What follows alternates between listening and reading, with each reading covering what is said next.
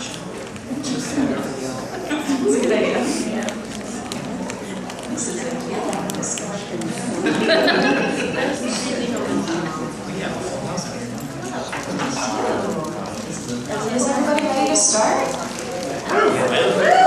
Okay, hi. So welcome to the Nerdfighteria panel. We're going to talk about gender and intersectionality, or intersectionality. Maybe intersectionality. We don't know yet. We're just kind of in this. It's So all over the spectrum somewhere. yeah. So let's start off at that end of the table, and we'll each introduce ourselves. Okay. Hi, I'm Willow. I've been transitioning for about a year. I'm transgender. And yeah, she, her pronouns. And that is my Twitter, regular Willow. And you can find me just about anywhere on the internet on that. So. Woo!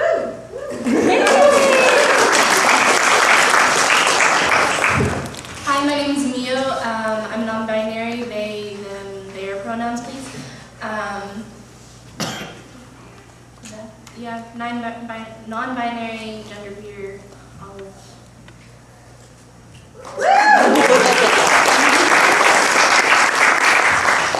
Hi, I'm Jessica. I'm transgender. I transitioned 16 years ago now. I also very strongly identify as awkward.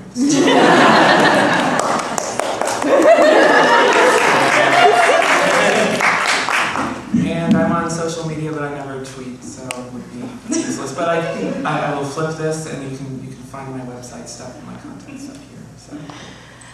Okay, hi, I'm Melissa. I was talking earlier, so you all already know that I'm everybody's non-binary mom who doesn't have any kids. So I made them identifying. I'm one of those people where I'm like, I'm all of the above and none of the above, so I'll answer to pretty much anything. It's just they, them is most appropriate. I also don't tweet very much, except when I'm at a con, but I'm this username on like friggin' everything. I'm like everywhere.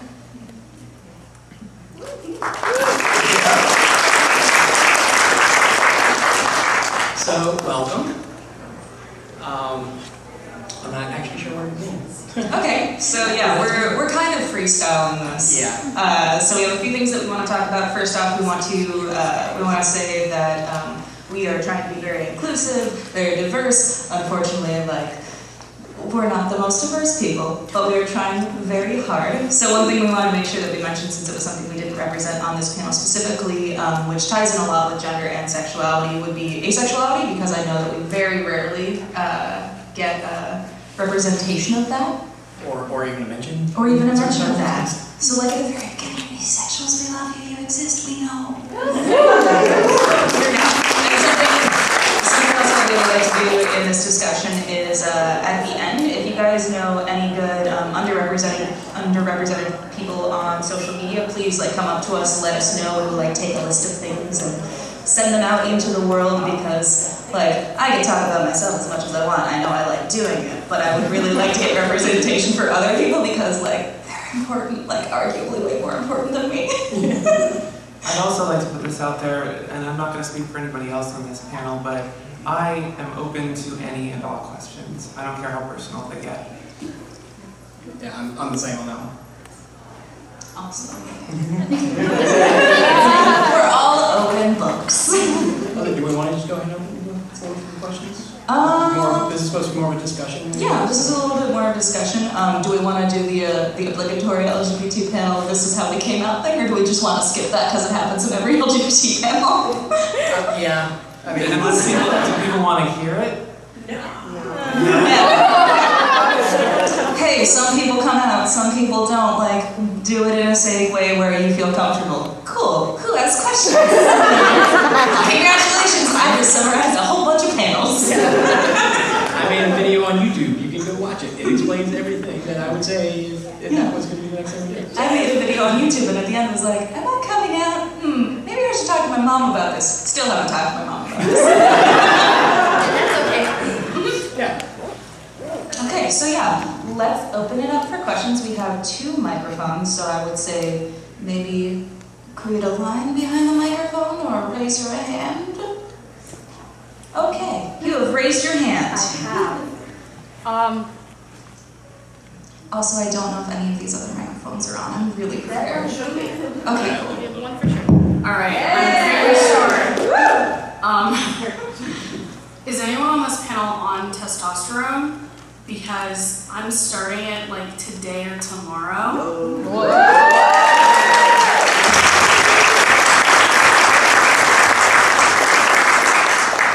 Thank you. I don't believe anyone on this panel is. Is there anyone in the room who is on testosterone who can speak to that? Okay, person who's closest to the microphone, talk to that other microphone. This is a discussion. You're involved. I'm involved. I'm participating. What's up? I really hope it goes well for you. It's been awesome for me. So, yeah. You want to know anything specific? Not really, just kind of general people's like opinions. Yeah, my opinion personally is that it's like friggin' the best thing in the world.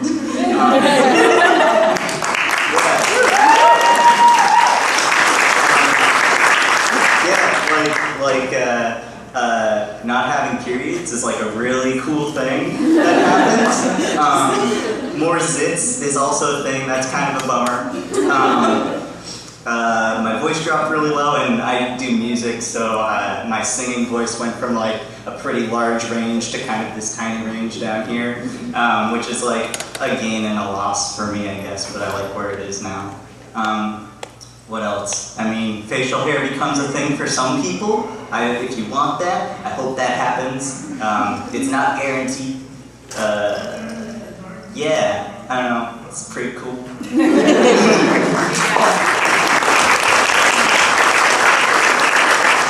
There are also a ton of great resources online. Like, I'm guessing like most of the people in this room are probably on Tumblr. Yeah. I know, I just do the thing where I sometimes am like, I'm gonna float around tags that I don't know about. So I look at all sorts of transition tags, and there are so many great communities on Tumblr and on YouTube right now. So definitely just like research yourself and you'll find other people.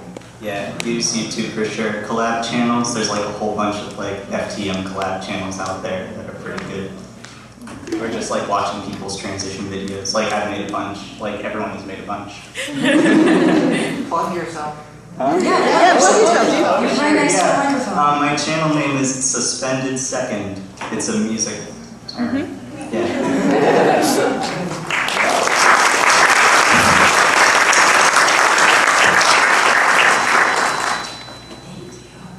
Does anybody else have a question? Come to the microphone. Why has everybody in here got like real cute beanies? It's fashionable. I feel really like close to you guys. You are. Yeah. So my name is Emmett. My pronouns are they, them, and I want to hear kind of your thoughts.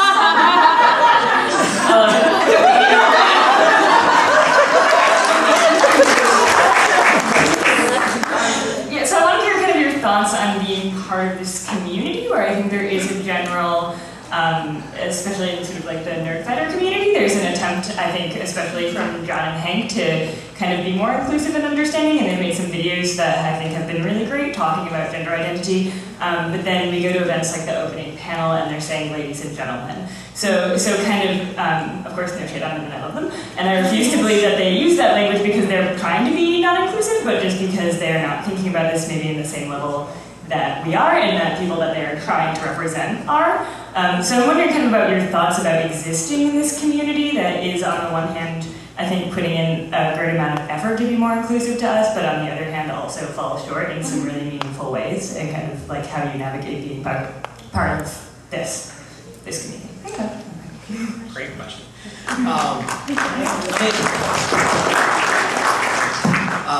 I think it's definitely a learning process, and especially with anybody who is, leading any kind of public thing, and they introduce themselves. It's almost automatic reflex to say "ladies and gentlemen" without even thinking, outside of that, because that's how we've always heard it, and it's just going to be a matter of like getting people used to that mindset of like, no, there are other options. we need to figure out an all-inclusive term. My favorite all-inclusive term for a group of people is "what's up, party people?" Like, it's not always appropriate, but at the same time. or in this particular setting. What up, nerds? Or y'all. I'm a big fan of y'all. Yeah. I like going with greetings, fellow humans, or humans from Earth. That would get me in trouble.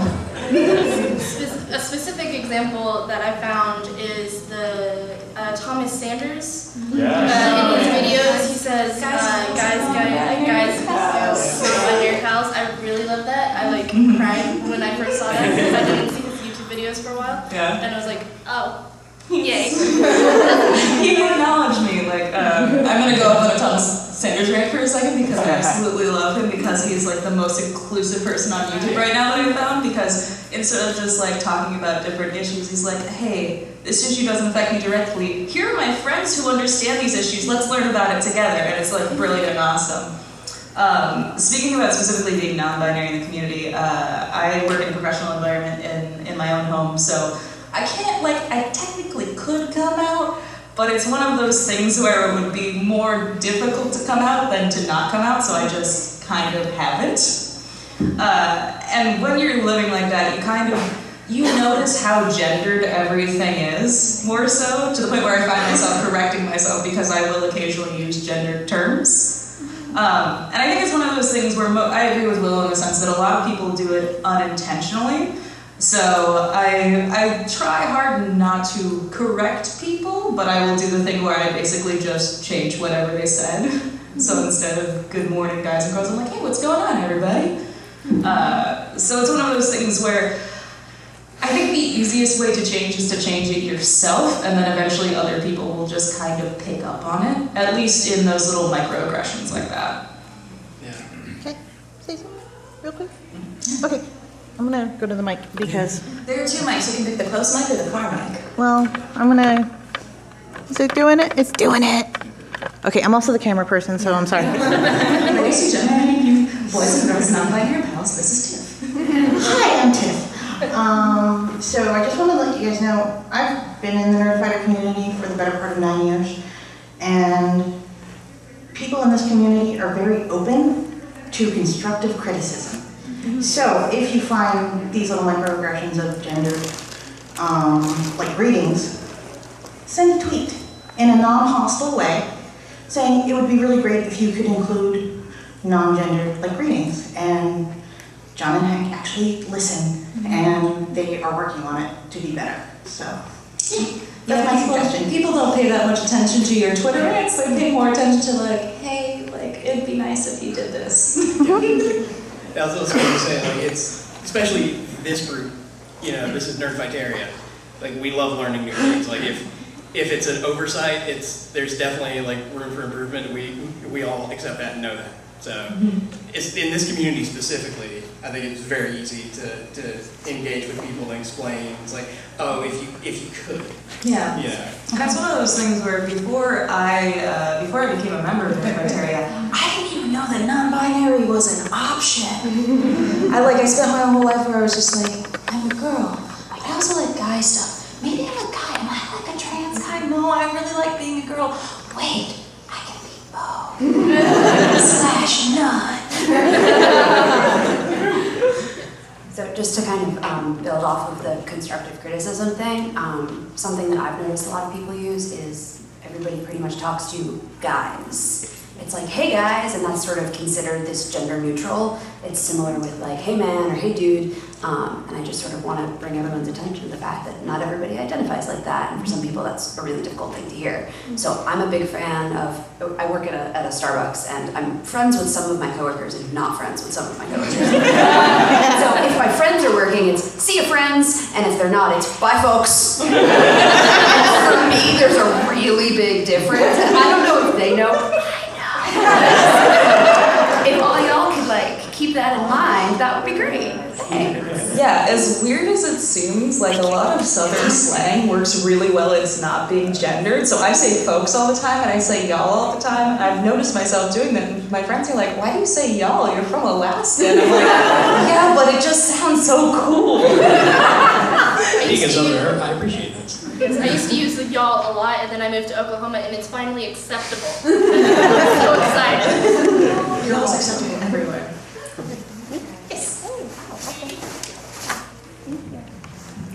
Miss It should need to come Follow it on. a little bit. So my question is that I have a lovely partner who identifies as a non-binary lady, and I guess in the current climate, politically and otherwise, I mean, this space obviously feels pretty safe, but I've been finding, not to make it about me because I'm not the one that's got to deal with all of this stuff, but I myself am noticing anxiety in terms of like, is she going to be safe? Is she okay? And I just wondered how other folks, maybe who have partners have dealt with that. I'm just looking for different guidance. Obviously, you ask your partner what's best, and you take their guidance, but in general, what are some coping strategies that you've seen others use or people use to try to manage the anxiety about is my partner going to be okay in a world that isn't necessarily okay with her, even though I desperately wish they were. Yeah, safety is the number one concern. I think, yes, you want to be yourself, you want to identify as yourself, but if it's unsafe, safety is more important because dead people are the worst people. Least favorite people of all people, dead people, terrible. So I say safety is a primary concern. The nice thing is there are a lot of communities both in person and online that you're able to be open and express yourself. I know for me personally, I don't feel very comfortable being open in a lot of my work life and a lot of my local friend group life, just because I know it's not as accepting of a place. And I live in Seattle, and I still feel like that. It's kind of BS. I'm very uncomfortable with myself. But I would say, as far as coping goes, you do whatever you can to feel safe. And if that means being able to express yourself more in a private environment than in a public environment, just cherish that and eventually work towards and help with other communities and groups to make it more acceptable to do that publicly. I'm just going to add to that. I recently moved to Boston, so I've only been here for about 8 months. And I was working a job, and I'm from the Midwest originally, and I'm used to everybody being very uncomfortable with trans anything or gay anything. And so I'm very used to just not saying anything about who I date or my gender identity. And when I came here, I still had that same mindset. What I've learned is that it doesn't really matter because everybody finds out on their own anyway. And I just have to be mindful of that wherever I go. I have to know who I'm around, who's in the office, kind of gauge mindsets of people. Even here on the East Coast where it's definitely more open. I'm always cautious when I go into the bathroom. Even here, I always worry there's someone that's going to be uncomfortable. So mindfulness is something to keep in mind.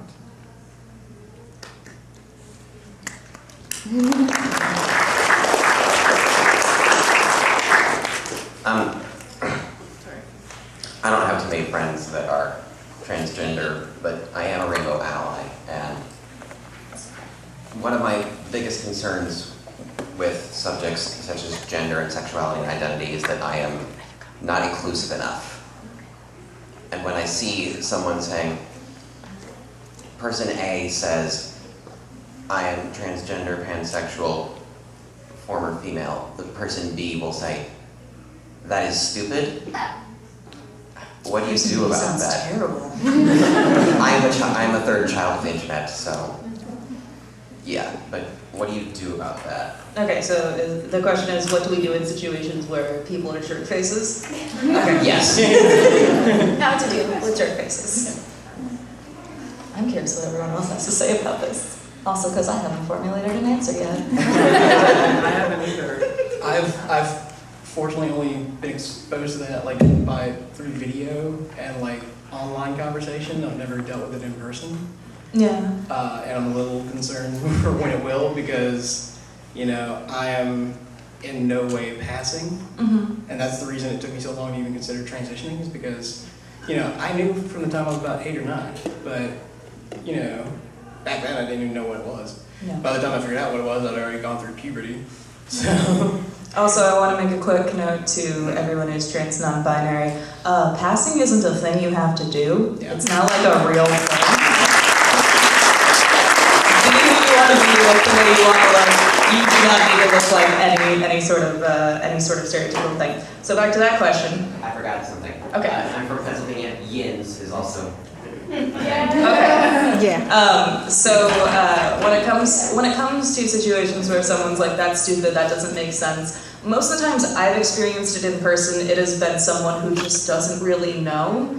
And I'm the sort of person where when someone says something like that, I just kind of try to make them feel stupid. Like I had younger teenage brothers when I was a little bit older, and they were very into the, oh, that's gay thing. So they would say something like, oh, that video game's so gay. And I'm like, yeah, that video game's attracted to other video games.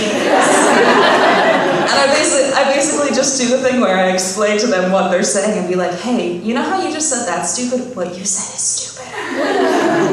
Like I use humor as a coping mechanism, so I kind of try to play it off with that. I think honestly the best thing you can do is try to educate people. There will always be those terrible people who will not want to be educated, at which point you're just like, okay, not worth it, I'm gonna walk away from this. I think my favorite thing right now is the people who use the because biology reasoning, which, okay, anybody who uses that, if you guys don't know, see, I did it. If y'all don't know, I apologize. No, but yeah, if y'all don't know, Julia Serrano is a trans woman, activist, and biologist who will school anybody who thinks that there are only 2 genders. So yeah, if you're not familiar with her, read up on her because she is amazing. Can you repeat her name? Julia Serrano. Also, if anyone ever says the biology thing, just like offer to pay for them to go to a genetics class. It's a really good comeback. I was like, because biology, because I took it in 10th grade, so I remember, what my ancient textbook said. Oh, yes. We talked about whales on the periodic table. Biology? Yeah. Well, I also took a marine biology class. That might have been. So I've done a couple of YouTube videos, and I'm one of those people that I just don't tolerate it. I just delete and block. I feel like it's my space and I can do whatever I want with it. But in person, I've actually had some people tell me that they do not accept who I am or what I am, and I'm like, tough to be you, I guess. Because I'm kind of here, and you can deal with that. But I think education is also my suggestion. Or I just ask them to leave. Yeah. Yeah. And if you're in a situation, like if it's at work and someone finds out and stuff, or like if you work in retail and you're dealing with a customer that is being rude to you, That's politeness, a person B. is the way to go, and just be like, yeah. But yeah, what I found is being polite and then politely asking them to leave or directing them to a manager is my favorite thing. Like, okay, well, I tried to deal with you politely, and now you're going to my manager, who will probably ask you to leave because at that point they don't want to deal with it either. And so that's what I found. And like small educations, like being able to educate someone in a quick manner or correcting someone politely is a good way to just like, you've mentioned it and educated them, hopefully they've taken it in and stuff, and then moved past it and just continue on. Cool. Next question. Good people. I feel that this is one of those areas where it's actually a lot easier for those of us who are allies or pass so incredibly well that there's no question.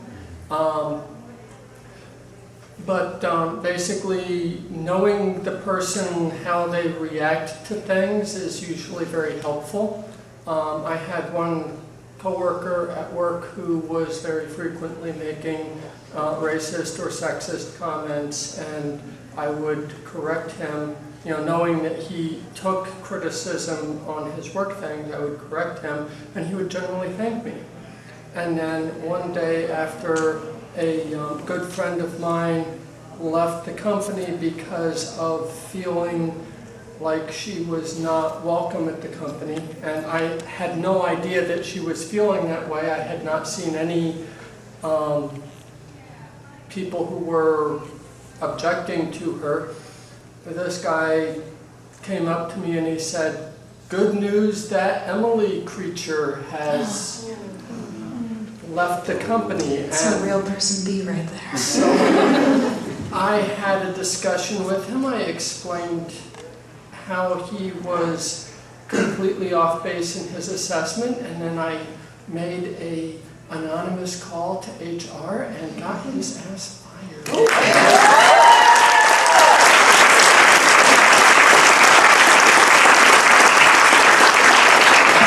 That is a fantastic story, and also a very good point. A lot of workplaces that people are in will have some sort of anonymous HR line, or even some secondary company that you can go through to either call or email anonymous harassment, things like that. If you're comfortable enough speaking to your superior, please do that. But of course, you always have that option available, and bad things will not happen to you for doing that. That is why they have those there. Unless you work for Uber. Unless you work for Uber, but don't work for Uber. Lyft exists, they treat you way better. I actually I did a tech interview with Uber, and I totally bombed it, and I'm so thankful. I was just going to share, I in a similar HR kind of situation, a couple of jobs back, I worked for a small manufacturing company in Wisconsin as part of, I'm a software engineer, so as part of their technology team, and there was a member of the team who would consistently and deliberately misgender me, like every day. And I would correct it and talk to my coworkers about it, and he wouldn't change his behavior. And I finally just got sick of it and went to my supervisor, and within about a week, he was let go. And somehow decided he wanted to LinkedIn friend me, which I don't. But at that same place, I had another coworker who frequently used "that's gay," and got mad at me when I told him not to say that, because he's like, "I'll say whatever I want to say," and management had to talk to him too about how he was equating gayness with being bad or stupid, and he was just like, "I didn't even realize that's what I was saying." So HR will often listen, and it's definitely worth taking it to them.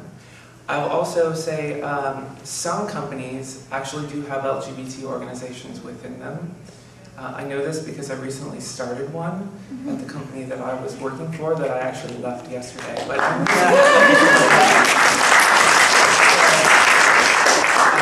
make use of those if they're there, and if they're not there, start it. Yeah, one thing that I'm doing at my position right now is a lot of companies will do like employee engagement surveys where at the end of the year they're like, "Hey, what do you like about your job? What do you not like about your job? Like, you can say it in secret, we're not going to tell anybody." So I've just been doing a thing where every single time they send out an employee engagement survey, I'm like, "Hey, can we talk about like LGBT people?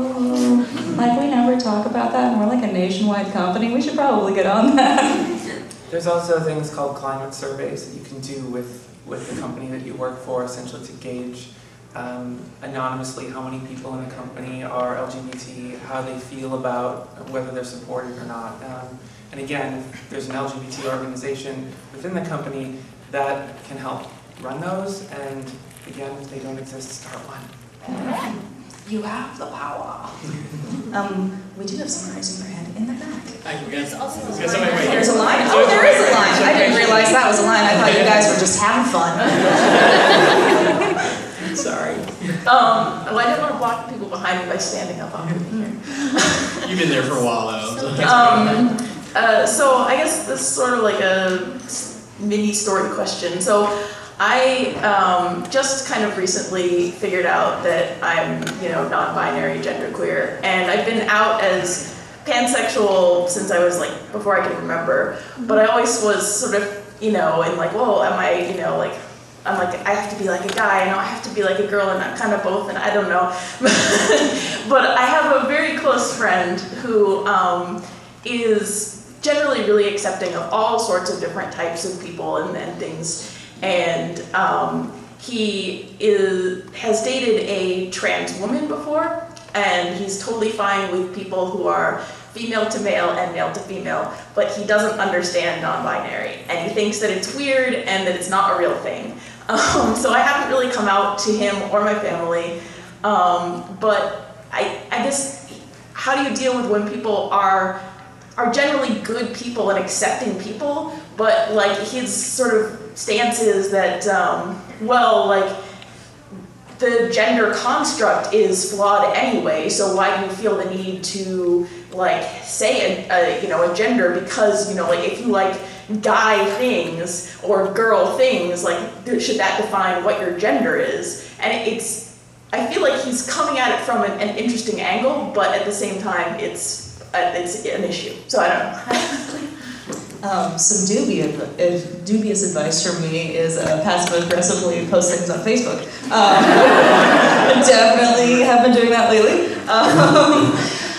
It's difficult. I find that education, again, I'm going to say this so much, is the most effective way, because of course I had to learn what non-binary was, so I kind of try to do that with other people. So I will occasionally go on rants about like, hey, you know, gender, like how like people are born and they're like, that's a girl, that's a boy.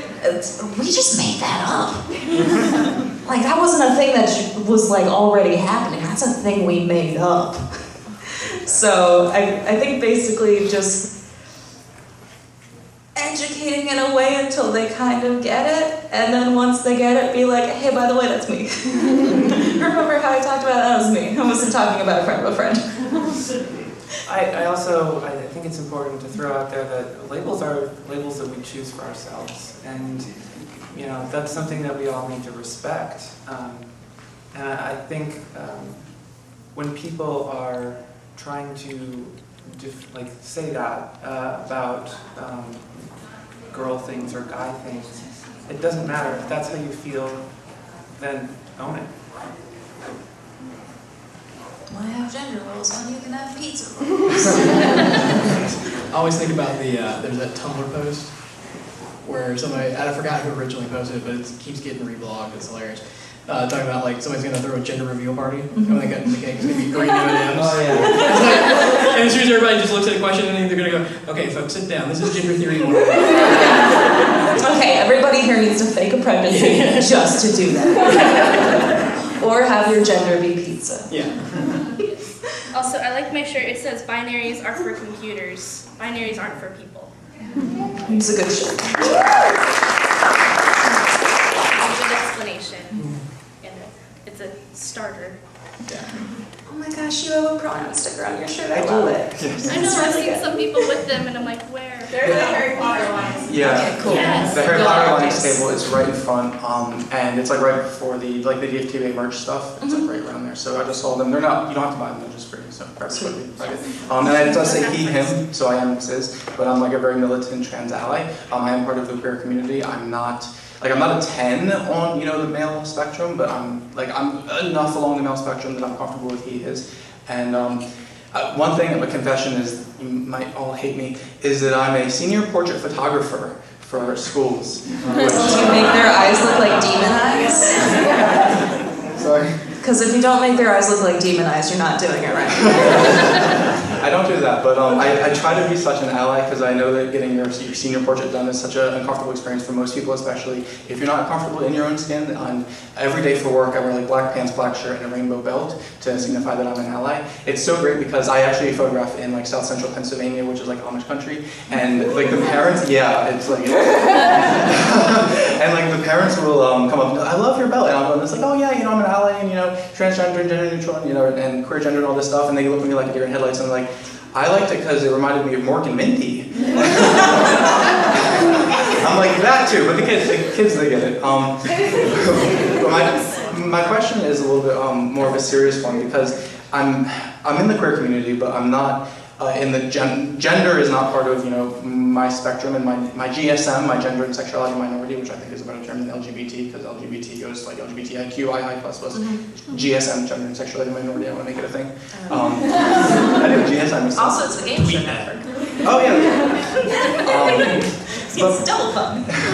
My problem is I find myself, even as militant as an ally I am up here, I'll find myself photographing someone and they've already identified themselves as a male and they're doing the tux even though they were assigned female at birth. So I get that and I validate their humanity and I will try to do things that they're more comfortable with, like change my lighting around to masculinize different facial features and things like that. However, sometimes I will slip up and I will accidentally slip into, like, say, nice pretty or something, and I feel bad and I acknowledge it and I try to correct it in the moment, but I still have that feeling of like, oh, why did I do that? Why did I misgender? And that's a challenge that I'm trying to overcome.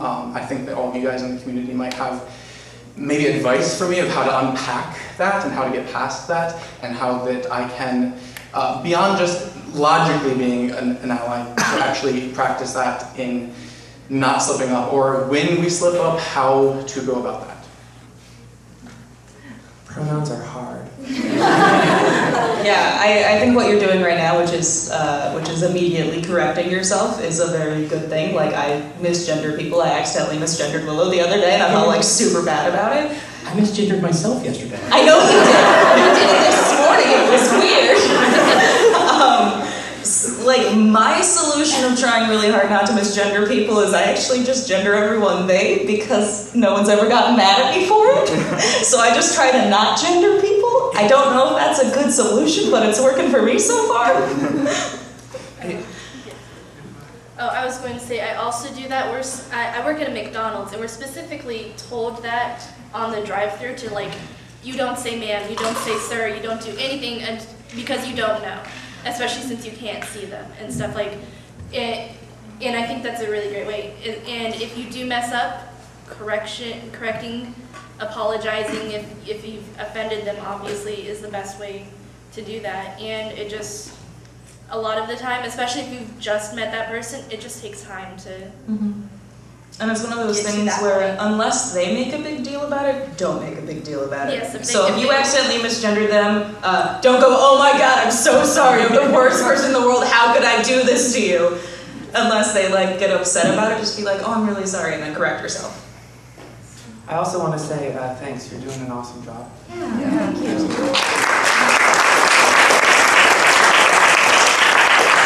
Can we talk about the service dog in the back? That's really cute. Yeah. I just want to add a quick anecdote to that. I normally, like, when I'm out in public, I'm stealth because I live in North Carolina and because I am still early in my transition, and I know I'm non-passing, so like way too much on my plate to even deal with being in public all the time. At least for now, working on it. But I've done like a few things, like I have my glasses, and I've had I think like at least 3 women compliment me on my glasses. They're so cute, and then they just like stop themselves. They're like, no, not cute. I was like, no, I'm going for cute.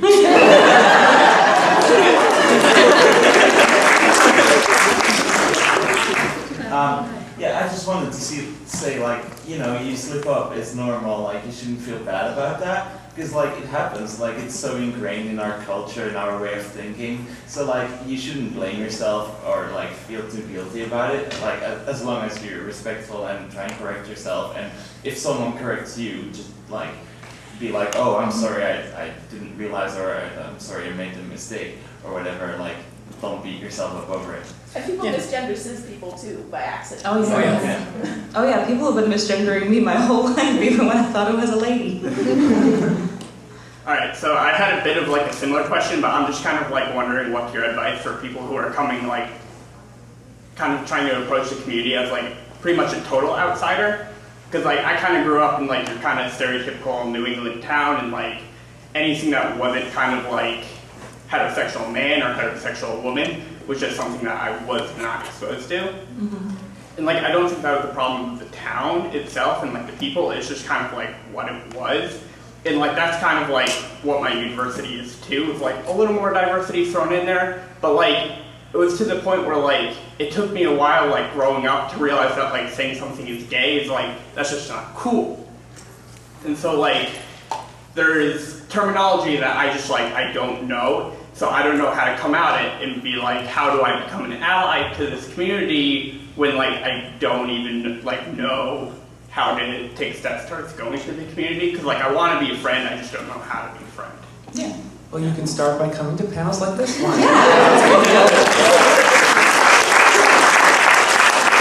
So heteronormativity is a real thing. Like, I literally wrote an essay about it for college like a week ago.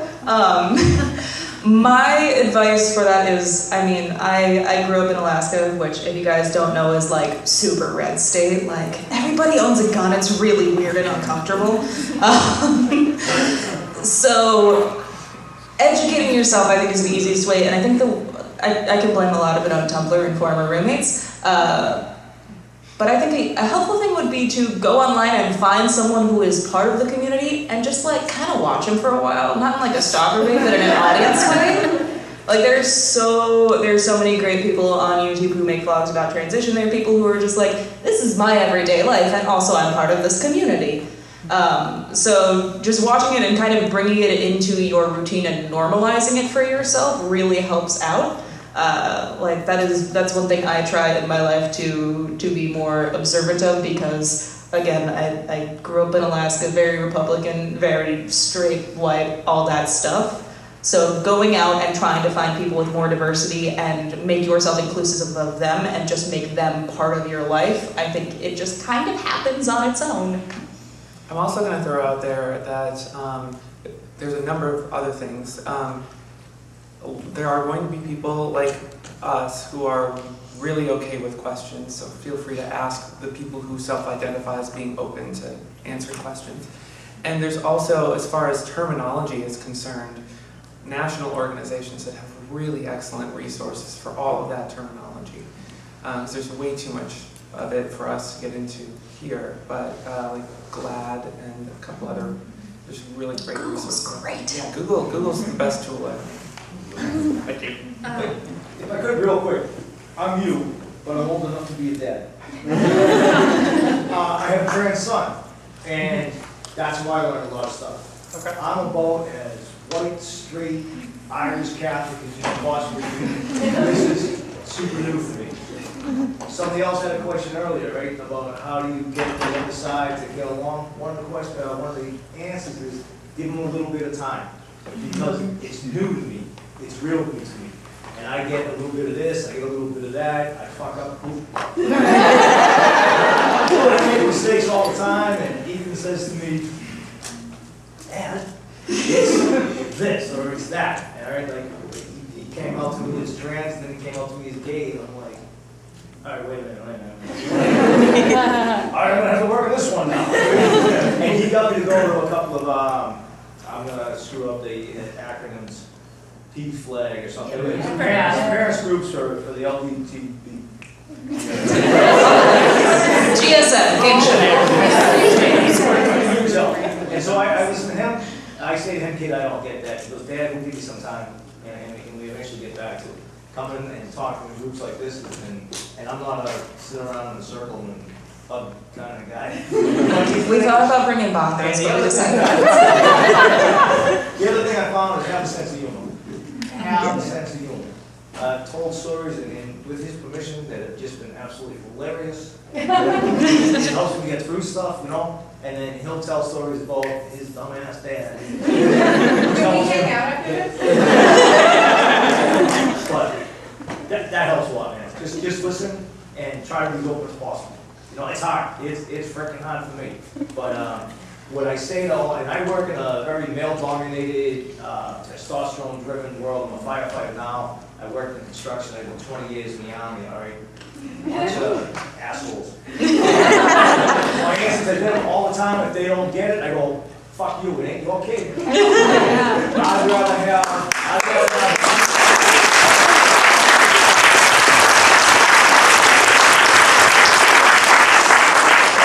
a trans son than a suicidal or dead daughter.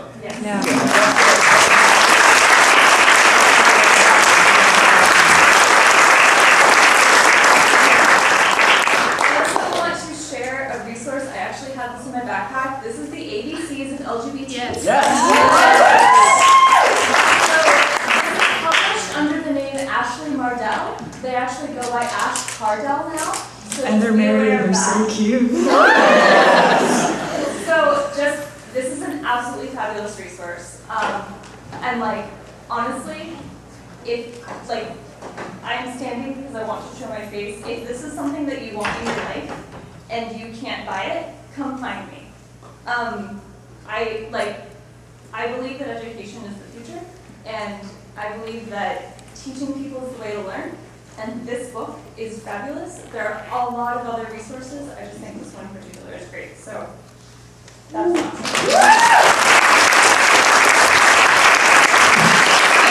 Someone could correct me on this, but if I'm not mistaken, that book is available in the expo hall at some booth, maybe? If not, it's definitely available on the internet. And also specifically if you're in college or university, see if there is an LGBT organization or a gay straight alliance. If there's not, you can make one. And it's great. People will still come to it if it's available. Okay. Cool. We have probably like 15 minutes left, so we'll go back microphone, then front microphone. My name's Cody. Most other people tend to use he, him, and his, but they never there will usually get a smile if I notice it. And so my question for all of you is, what are your thoughts and feelings about what utility or detriment the constructs of manhood and womanhood have to offer for society? And how have those thoughts and feelings impacted your choice, particularly Jessica and Willow, to identify with one of those constructs? And then Mia and Melissa, not to.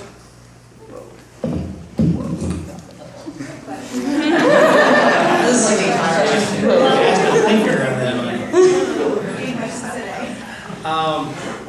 I would say for me, like, I always did tend to like prefer girlier things in my youth, and like I lucked out in the fact that I had a sister that's we're only 7 months apart.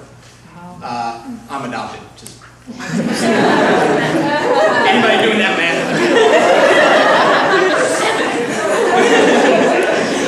But yeah, so she and I were only 7 months apart, so we all had, we were coming along at the same time with the same toy brands and, like basic childhood interests. And, she had Barbie and My Little Pony. And since, growing up we played with each other, it was easy for me to just be able to access, like she had She-Ra figures, I had the He-Man figures, and it's very easy to get them together. And like I think I even had a few My Little Ponies because Heather was insistent that I have a couple so we could, play that when she was in the mood. So it just worked out in certain ways. But there is like such a stigma about a guy liking anything that is deemed girly, because anything feminine is deemed a weakness, as something lesser, and like I played into that when I was, in hiding, because who doesn't? But like in the back of my head the entire time, I'm like, I always like. Women were always my heroes. I always thought of them as so much stronger than any of the men that I knew or saw in everyday life. Like, so and I guess like for myself, I never understood seeing femininity as a weakness or as being lesser than masculinity. So like it was a constant struggle because society is like screaming at you that that's the case, and you're like, no. Why do you think that? I don't understand. I guess in my experience, so before I even get into that, She-Ra is such the better show. It's just, not that I didn't enjoy He-Man too, just saying. So yeah, She-Ra had much better writing. I'm glad we're covering these important topics. Extremely important. So after my transition, I've actually encountered some interesting things from the other perspective. So I have a lot of what would be seen, I guess not really, because we're all nerds, right? But I also identify as lesbian, so I would go and try to meet women however you do that, because I'm really bad at it. But I would have my interests gendered as male, and I would be told, oh, you like X, Y, or Z just because that's where you came from. And I found that to be really difficult to deal with. And I don't know where I'm going with this. It's just been kind of a challenge for me to even get over at this point in my life that people will maybe see the fact that I do software engineering as male, even though that's not how I identify, and nor is it. Like I love the fact that the origins of computer science were women, and I like to point that out to those that might say that, but it's something I've definitely encountered, and it's frustrating.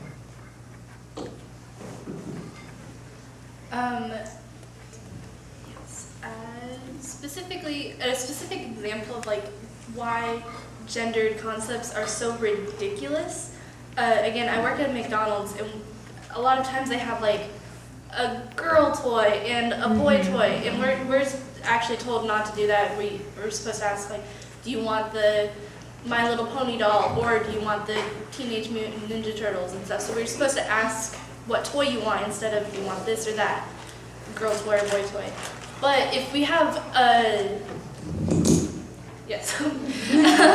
but when we have a toy that's specifically for like every kid, like we had the Trolls movie came out, and there's a purple troll, and this woman went off on me because I gave her a purple toy for her boy. Yeah. I was just like, well, this is the toy we have. You can have that, or you can not give your child a toy. Whichever you want. Here's extended napkins. Have a nice day. Yeah. I was just like, I don't know how you. I don't understand why specifically gendered, especially toys for children, need to be that specific. Yes. Can I address just something that you said? So that makes a little bit more sense when you talk about the way that the gendered roles come out in toys, that sort of thing. You said that the gendered roles are ridiculous, and I mean there are a lot of people in this room that do identify with a gender, and so I was a little bit confused on what you meant by. Do you just mean the way that plays out, like with the toys? Not being associating with a gender is not ridiculous? Yes, I don't like how something specifically has to be meant for a boy or a girl. Why can't it be both? Why can't it be anyone? And to tell your children to choose that when they're younger. To force the decision on them is like, this is for boys, this is for girls. Yeah, not the gender itself. I see what you're getting at. Gender is valid. It is something that lots of people identify with. When it comes to me personally, I have a very bad habit of not explaining this well, because when it comes to me personally, I'm just like, gender is stupid and I hate it. But that's just as it applies to me. I know that gender applies to other people very well, but when it comes to me, I'm just like, but why? Specifically, I don't like parents choosing for their children what they're going to like. Yeah, like I think gender roles have been very difficult with me throughout my life because I was always quote unquote the tomboy. I had an older brother, I would always get his hand-me-downs and I was just like, sweet stuff, it's not tight. But I also have the problem of me being like an incredibly maternal person, as you know, because I am the panel mom. So that is a struggle that I have always had with gender because for a very long time, I was thinking of coming out as a trans guy. But the more I thought about it, the more I was like, okay, how do I do this? How do I tell people? Do I get on T? All that stuff. And then I'm like, it's not me. It just isn't. And I completely respect people's gender roles and what they appreciate about them. I'm just like, that it doesn't apply to me. And I think there's a lot of overlap between even people who have recognized genders. There's a lot of stuff that is unnecessarily gendered. And there's a lot of stuff where people like, I just like all the things. Can I just like all the things? Makeup is one of those things, like why can't anybody like makeup? Yeah, it's fun. It makes you look cute. I mean, you already look cute, but it makes you look a different type of cute. You had a hand up for a comment? Well, for one, CoverGirl has a male spokesperson now. Yeah. But actually, the gendering of colors and the way we currently look at them is actually rooted in some pretty nasty homophobia. Freaking Nazis. Oh, yeah. Freaking Nazis. It used to be that pink was thought of as masculine, too masculine for women, and young girls were often put in light blue. But in the Holocaust, as Hitler would put Stars of David on Jewish people in concentration camps, And before, people who were found out to be gay would be given pink triangles. So mothers didn't want their sons associated with the color pink anymore. Hank did a video on this. Yep. And early Nerdfight. Yes, on to the front microphone. Hang on, but something going on that though. The reason that transgenderism seems like a fairly new topic is also because the Nazis burned all the original research that had been collated for years. So I just want to add that in there. So first, I can very much empathize with you in people thinking that. So I'm a PhD student studying computer science, and a lot of people do associate that with male, which is stupid, and people not in my field not getting my gender identity, and it's extremely frustrating. But what I came up here was going back to the topic of families. I mean, we talked about what parents can do to help their children. I'm curious, I know we didn't talk about coming out stories, but other than, like, I've given my parents time, and at the moment the only thing I have left is to just not talk to them until they can accept me. And I was wondering, is there anything at all, does anyone have any recommendations about what they can do, or is just like cutting contact the only option? Thank you. It depends on the situation. If it is a situation where you are cutting contact for safety reasons, 100% don't get in contact with them. You don't owe them shit. If it's a situation where they are not being accepting, that is something that it's kind of up to the individual. If you are uncomfortable with them and you don't think it's going to help, 100% cut them out of your life. We have 5 minutes left. 100% cut them out of your life because you could do better. There are lots of other people. If it's a situation where you're like, maybe if I take time, this will work, my advice is to talk to them and make them remember that you're a person. Because I think no matter how you identify, if you could make someone understand that you're a person, eventually everything else accepting will happen. I'm a big fan of the nostalgia tactic. Like, hey, remember that one time that we did this one thing and it was great? Remember, that's me, I'm a person, cool. So that doesn't work here though, because they do think I'm a person, a male person. And I'm just like, no, I'm a non-binary woman. I found it's useful to be direct. Say, you are hurting me. This is why you are hurting me, and this is a step that you can take to not hurt me anymore. It is sort of working in my life, but just keep reminding them, hey, this is something that is hurting me inside and stuff, and you not accepting me or erasing my identity is not constructive to our relationship. And I'm not a fan of ultimatums, but sometimes that is a good way to get your point across. Be like, okay, this, you can either accept it or we could not talk. One of the things that I did was, because I was in college when I transitioned, I wrote a 20-page research paper and presented it to them. And they read through that, still were very challenged with my identity at the time. Bringing them to my counseling sessions is really something that changed things for them. Because my father is extremely right-wing, narrow-minded. That is just how he is. But now he will do anything for me. It took education, patience, a lot of fighting, and a lot of cursing at each other.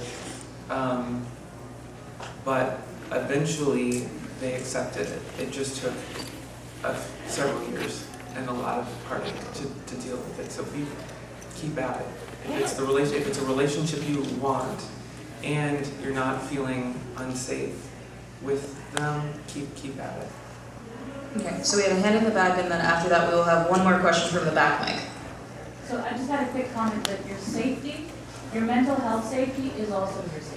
Yes. Yeah. Physical safety, mental health, take care of yourself. my last question. Sorry, everybody. Okay, no, you're good. Okay, well, this kind of actually sums up all of this, sort of. I recently came out pretty vocally about the fact that I'm gender fluid. I changed my name to Erin, and I'm having, and I also had to cut off my family. I'm from Texas, and went through. I'm sorry. Yeah, I went through like the individual counseling version of conversion therapy, all the way through from like 8 years old until I was 17, which sucks. So if you did that, I'm very sorry as well. How do you feel about group hugs? They're awesome. That's good. But I have, like, I know everyone's kind of saying like apologize or be like, you know, open to people sort of making mistakes. And what I find difficult is that when I did change my name, I did come out vocally. I had to cut my family off because they voted for Trump, and I was like, no, I'm not even doing that. Hashtag not my vice president. Yeah, and especially with the thing that came out about trans and stuff. How do you approach it where, like, how acceptable is it to not be? I don't know how to approach that really. It's like from my perspective, because I've always been very like, oh no, it's okay. You can miss gender, you can miss this. I've been blending. I'm still blending sort of, and like blend. I don't see myself transitioning safely really, because I'm 25. I don't know how to do that really. So like how do you go about it where you can hold your own ground, be very sort of like defiant with it, and still be like seen as respectful? Mm-hmm. I just don't find people finding that mix when I'm like I don't want to be called my old name. It's gonna be Erin.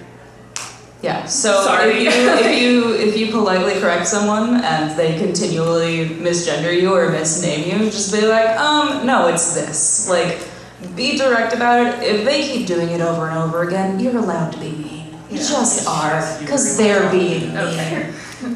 I'm a fan of if they misgender you or name you, calling them the wrong name as well. Yeah. Oh yeah, that's funny. I've done that.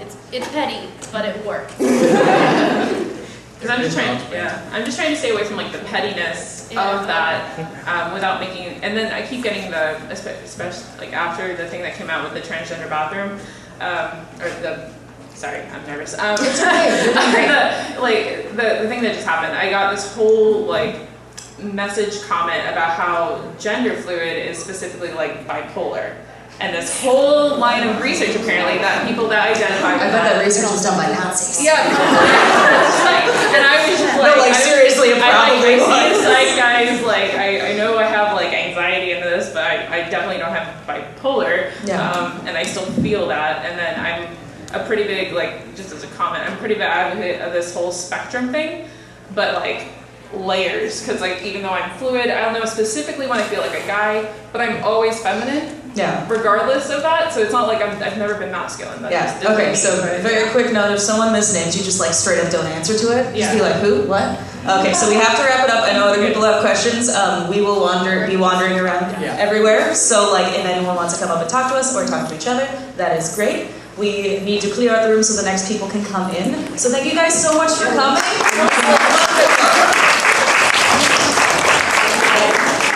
So, I'm a lawyer in Massachusetts. If you are in Massachusetts or you know someone who is in Massachusetts who needs help with, say, identity documents, I'm on Twitter, just at MattBC, and I don't charge. So, yeah. Yay!